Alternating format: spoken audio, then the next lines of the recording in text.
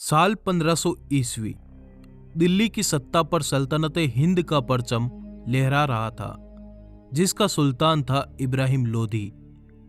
और इधर गुजरात में बादशाह बहादुर शाह की अपनी सल्तनत कायम हो चुकी थी। इन्हीं राज्यों से गुजरते हुए बीच में पड़ता था मेवाड़। मेवाड़ हमेशा से दिल्ली की आंख में चुभता था, क्योंकि दिल्ली के सुल्तान मेवाड़ के महायोद्धा विषम घाटी पंचानन राणा हमीर सिंह के शौर्य की आग में कई बार तप चुके थे। खैर, इस समय मेवाड़ में राणा रायमल का राज हुआ करता था, जिनके 3 पुत्र थे, कुंवर पृथ्वीराज, कुंवर जयमल और सबसे छोटा पुत्र था राणा संग्राम सिंह। ये तीनों भाई एक रोज अपने गुरु के आश्रम जाते हैं। गुरु बालक संग्राम सिंह के हाथ को देखकर बताता है कि तेरी तलवार से सल्तनतें कांपेगी, जहां तेरा ध्वज लहराएगा वहां आसपास भी कोई शत्रु नहीं भटकेगा।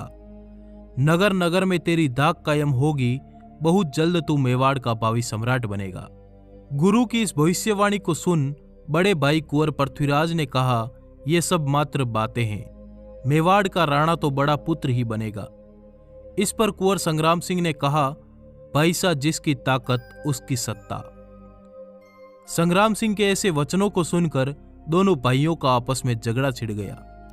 इसी लड़ाई में पृथ्वीराज ने बालक संग्राम सिंह की एक आंख फोड़ दी। इसी बात से नाराज बालक संग्राम सिंह रात के अंधियारे में मेवाड़ किले से अजमेर निकल गए, जहां करमचंद पवार ने उनको आश्रय दिया। अजमेर में रहकर राणा ने कई युद्ध कलाओं में महारत हासिल की। तपस्या के ताप में तप कर बालक संग्राम सिंह सोना बन रहा था। बालक संग्राम सिंह अब युवा हो चला था। खून में गर्मी, जिगरे में फौलाद और ऊंचे तेवर होना लाजमी था, क्योंकि वीर राणा कुंभा के ही रक्त बीज थे। यही समय था जब संग्राम सिंह ने मेवाड़ धरा की सियासत को पलट कर रख दिया। इस समय तक संग्राम सिंह के दोनों भाइयों का स्वर्गवास हो चुका था। इसी के साथ सरदारों ने राणा संग्राम सिंह को राज्य का उत्तराधिकारी घोषित करते हुए उनका मेवाड़ की गद्दी पर राज तिलक कर दिया। यह वही संग्राम सिंह है जिसे दुनिया राणा सांगा के नाम से जानती है। राणा ने सतलुज बयाना सिंध मालवा भरतपुर, ग्वालियर बयाना उत्तर गुजरात और संपूर्ण राजपूताने में एक छत्र शासन स्थापित किया। राणा के एक आंख एक हाथ नहीं थे और शरीर पर 80 घाव थे, पर फिर भी खुले शेर की तरह भयानक युद्धों का नेतृत्व खुद करते थे। राणा संपूर्ण भारत पर एक छत्र शासन स्थापित करके विक्रमादित्य की उपाधि धारण करने का अरमान रखते थे। इन्होंने पाती पर्वन की प्रथा को पुनः जीवित करते हुए सभी क्षत्रिय ताकतों को एक कर दिया, जिससे पश्चिम में मेवाड़ एक हिंदू राज्य बनकर दिल्ली की सत्ताओं को ललकारने लगा। दिल्ली के सुल्तान को बंदी बनाया, गुजरात के शाह को घोड़े के पीछे बांधकर मेवाड़ ले गए और बयाना के मैदानों में विशाल मुगल फौज को परास्त कर दिया। जब भारत चारों तरफ से शत्रुओं से गिर चुका था, तब ये एकमात्र योद्धा बनकर उठे। आइए डिमांडिंग पंडित के साथ जानते हैं राणा सांगा के इतिहास के अनसुने पन्नों की पूरी दास्तान। साल 1509 में राणा सांगा ने मेवाड़ की गद्दी संभाली। मेवाड़ में अपना गढ़ मजबूत करने के बाद राणा ने राजपूताने की सभी बड़ी बड़ी रियासतों के साथ वैवाहिक संबंध स्थापित करने शुरू किए, जिसमें मारवाड़, बीकानेर, बूंदी, आमेर, बागड़ में वैवाहिक संबंधों की स्थापना के साथ राणा ने कई ताकतों को एक साथ ला दिया और साथ ही करमचंद पवार को अजमेर का मुख्य सरदार घोषित करके अपनी सत्ता को राजपूताने के मुख्य द्वार तक मजबूत कर दिया। चारों दिशाओं में अपनी सत्ता मजबूत करने के बाद राणा ने ईडर प्रदेश पर हमला कर दिया, जहां का शासक राजा बाणमल गुजरात के सुल्तान महमूद शाह का पूरा समर्थन करता था। राणा के इस भयानक हमले से ईडर नरेश गुजरात भाग गया, जिसके बाद राणा ने अपने सरदार को ईडर का मुख्य प्रहरी बना दिया। इधर मेवाड़ से दूर मालवा में सुल्तान नासिर शाह खिलजी का शासन हुआ करता था, जिसका वजीर था मेदिनी राय। मेदिनी राय खिलजी की नीतियों के पूर्ण खिलाफ था और इन्हीं बातों से तंग आकर मेदिनी राय राणा सांगा के दरबार में जा पहुंचा, जहां राणा ने मेदिनी राय को गागरोन और चंदेरी का प्रहरी बना दिया। अब आप देखिए, राणा ने बड़ी बड़ी रियासतों से रिश्ते तय करके सभी बड़ी ताकतों को एक छत्र में ले आए और चारों तरफ अपने विश्वसनीय सरदारों को बैठा दिया। अब राणा ने महाभयानक युद्धों का शंखनाद किया। राणा की निगाहें तो शुरुआत से ही दिल्ली की सत्ता पर टिकी थी और इसी के साथ राणा ने पश्चिमी उत्तर प्रदेश के कई क्षेत्रों पर अपना ध्वज लहरा दिया और दिल्ली को आगरा पर हमले की ललकार भेजी। अब दिल्ली दूर नहीं थी। राणा की इस बढ़ती ताकत ने सबको हैरान कर दिया। इसी बढ़ती ताकत का जवाब देते हुए साल 1517 में दिल्ली के सुल्तान इब्राहिम लोदी ने तुरंत एक विशाल सेना के साथ मेवाड़ पर चढ़ाई कर दी। इस युद्ध में इब्राहिम की सेना को चारों तरफ से घेर लिया गया। इस युद्ध में राणा का एक हाथ कट गया और एक पैर पर तीर लगा, जिससे उन्होंने एक पैर खो दिया। इब्राहिम को कैद करके मेवाड़ दरबार ले जाया गया, जहां से हरजाना लेकर उसे छोड़ दिया गया। उसके 2 साल बाद फिर साल 1519 में इब्राहिम लोदी ने मियां मक्कन के नेतृत्व में राणा सांगा पर एक बार फिर हमला कर दिया। इस बार फिर राणा सांगा की विजय हुई।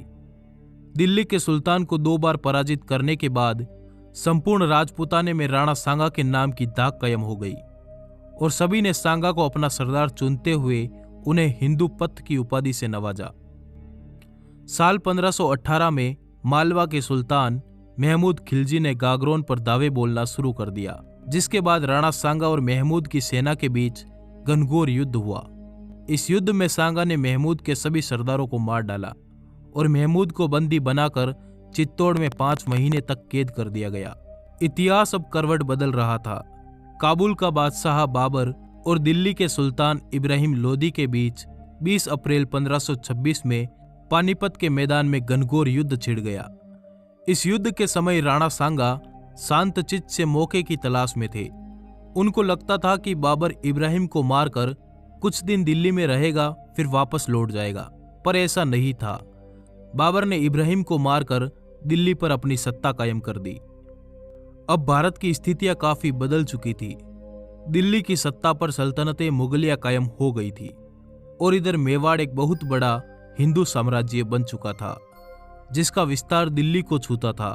बाबर स्पष्ट था कि जब तक राणा सांगा जैसा योद्धा है, तब तक वो भारत पर मजबूत शासन स्थापित नहीं कर पाएगा। और इसी के तहत बाबर अपनी विशाल सेना के साथ फतेहपुर सीकरी में अपना डेरा डालकर बयाना दुर्ग पर अधिकार जमा लेता है। मेवाड़ी सरदार भागता हुआ पहुंचा मेवाड़ दरबार में और राणा को सूचना दी कि काबुल की ओर से आई विशाल सेना ने हमारे दुर्ग पर कब्जा कर लिया और आपको युद्ध की चुनौती भेजी है। राणा को चुनौती का समाचार मिलते ही राणा ने महायुद्ध का ऐलान कर दिया। संपूर्ण राजपूताने में पाती पर्वन का संदेश भिजवाया गया, जिसके तहत सभी क्षत्रिय ताकतें राणा के छत्र के नीचे एक साथ मिलकर महासेना का रूप धारण कर चुकी थी और निकल पड़े बयाना की तरफ। भयानक शंखनाद के साथ युद्ध का ऐलान किया गया। मारवाड़ नरेश मालदेव राठौड़ ने युद्ध की रणनीति तय की।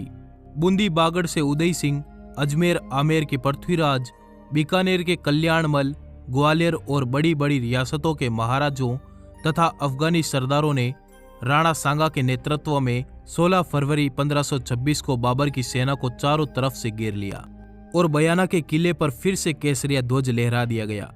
यह बाबर की सेना की पहली हार थी, पर बाबर भी कोई छोटा मोटा बादशाह नहीं था। इतिहास बताता है कि उसकी नेतृत्व शक्ति गजब की थी। जब मुगल सेना ने इतनी विशाल महासेना का करारा प्रहार देखा तो उन्होंने पुनः युद्ध में जाने से मना कर दिया, जिसके बाद बाबर ने सेना को कई लालच दिए, पर सेना काबुल जाने की तैयारी कर चुकी थी।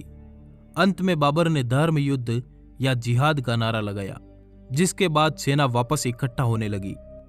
इतिहास बताता है कि राणा सांगा ने बयाना पर केसरिया ध्वज लहराकर शांति कर ली, जबकि उनको तुरंत दिल्ली पर धावा बोलना चाहिए था। ऐसा न करने के कारण बाबर ने फिर से सेना तैयार की और 1 महीने बाद 17 मार्च 1527 खानवा भरतपुर के मैदानों में फिर युद्ध की तैयारियां शुरू कर दी। जब राणा के सरदार सरहदी सुरक्षा का पहरा लगा रहे थे, तब उन्होंने राणा को समाचार भिजवाया कि हुकुम तैयार रहे, फिर एक बार युद्ध की तैयारी चल रही है। इस बार फिर पाती परवन के साथ एक महाविनाशी सेना के साथ राणा सांगा और मुगल सेना में टकराव हुआ। इस बार बाबर ने कई सारे तोप अपनी सेना के पीछे तैनात कर रखी थी। तोप जैसे हथियार के बारे में भारतीयों ने पहले कभी नहीं सुना था। जब राणा की सेना आगे बढ़ी तब अली और मुस्तफा के नेतृत्व में तोप का मुंह खोल दिया गया। हजारों हिंदवी सिपाही ढेर हो गई। राणा गुस्से में लबरेज होकर युद्ध क्षेत्र के बीच में जा पहुंचे, जहां बाबर ने सेना को तुलगामा पद्धति अपनाने का आदेश दिया, जिसके तहत राणा की सेना के पीछे से हमला करना शुरू कर दिया गया। इस हमले में राणा को एक तीर लगी, जिससे वे हाथी से नीचे आ गई। तुरंत जाला अज्जा ने राणा का राज चिन्ह धारण किया और हाथी पर सवार होकर युद्ध घोष किया और बाकी सरदार राणा को युद्ध क्षेत्र से बाहर बसवा ले गए, जहां राणा को वापस होश आने के बाद राणा ने कहा, जीत की बधाई हो।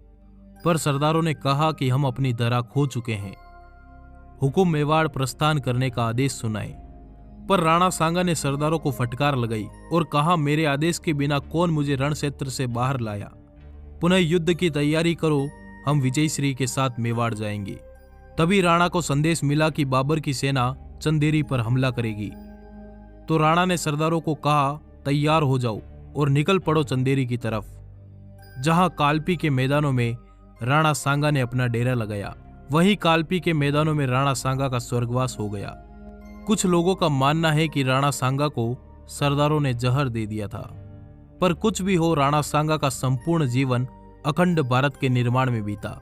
उन्होंने बाबर के युद्ध से पहले लगभग 18 युद्ध जीतकर अपनी सत्ता दिल्ली तक ले गए थे। इतिहास के पन्ने बताते हैं कि राणा सांगा एक बुद्धिमान, युद्ध प्रेमी, साम्राज्य विस्तार की सोच वाले एक महान योद्धा थे। अगर वो अपने सपनों में कामयाब हो जाते तो आज भारत की दशा कुछ और होती। बाबर ने खुद बाबरनामा में लिखवाया कि राणा सांगा अपनी वीरता और तलवार के बल पर अत्यधिक शक्तिशाली हो गया था। वास्तव में उसका राज्य चित्तौड़ में था। मांडू के सुल्तानों के राज्य के पतन के कारण उसने बहुत से स्थानों पर अधिकार जमा लिया। उसका मुल्क 10 करोड़ की आमदनी का था। उसकी सेना में 1 लाख सवार थे। उसके साथ 7 बड़े और 104 छोटे सरदार हमेशा तैनात रहते थे। उसके 3 उत्तराधिकारियों में से यदि एक भी वैसा ही वीर और योग्य होता तो मुगलों का राज्य हिंदुस्तान में जम न पाता। इस वीडियो को बनाने में बहुत मेहनत लगी है। कृपया लाइक जरूर करें। धन्यवाद। जुड़े रहिए।